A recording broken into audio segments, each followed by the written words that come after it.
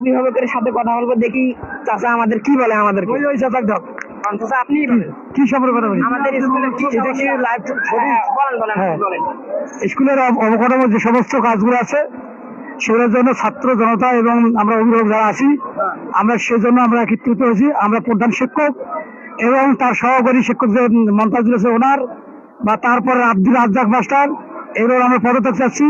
এবং পূর্বের যে এখানে আয়ের একটা হিসেব আছে, সে শিক্ষক বাণিজ্য এবং আমাদের এমপি মন্ত্রী এবং হুজরাদের বরাদ্দ দিয়েছে, বরাদ্দ দিলে তো তারা তো সেইভাবে সঠিকভাবে আমাদের হিসেব দিতে পারেনি।